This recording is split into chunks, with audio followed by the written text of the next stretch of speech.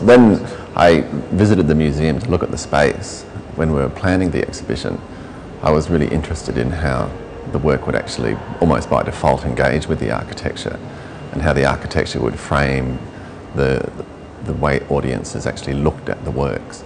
And the space in itself is quite challenging, but that was resolved through design and construction. And the fact that I could actually make very large-scale works was really quite exciting. I think it's an interesting space, and one which needed that scale of work to, almost in a way, complement the space of the Great Hall beside us. Yeah. And to have those glimpses through the arches of the work kind of almost draws the eye and makes the work that I've done seem part of the architecture in some sense.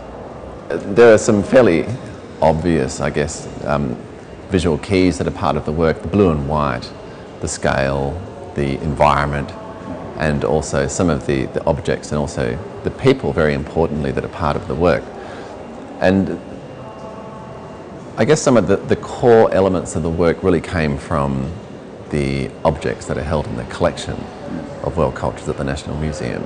So in some ways it's a response to that, even though it's been an ongoing dialogue in my work, if you like. So there's always been a presence of objects there, so it's a continuing theme.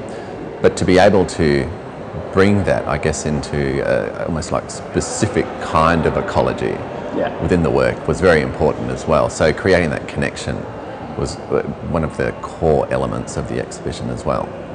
So the works have a very focused look, I guess, at the nature of blue and white imagery and that visual language. Yeah. In some ways, in my earlier work, it related to the compositions on Spode dinnerware. I was very interested in the blue and white engravings. Yeah. And while these have moved away from that, there's still a kind of an element of what was it about that particular era of the 17th and 18th century that gave rise to a blue and white commoditized global language that described the exotic, the far away, to a European and also British audience. In these works, it becomes much more of a photographic reference. So there's almost like a heightened sense of reality, a hyper-reality. And I quite like that. In works this scale, it becomes very important to emphasize the detail, to emphasize the reality of the scene. And in a way, it makes a stronger connection, I think, in a conceptual sense, to the objects which are real in themselves, being shown within that environment. Yeah. So I guess the works that we have here are kind of focused in a way on a couple of themes that I've been looking at which have to do with ceremony, and that is the ceremony of the unexplained. It could be significant, but we don't really know what's going on. And we also have the quotidian ceremony, that of the everyday, sort of the everyday activity of life and what it is that goes on. And it may seem exotic, it may seem interesting, but it's familiar and at the same time a little bit unknown. Yeah.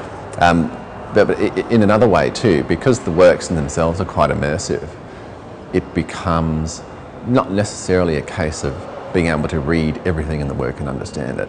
It's also about visceral engagement as well.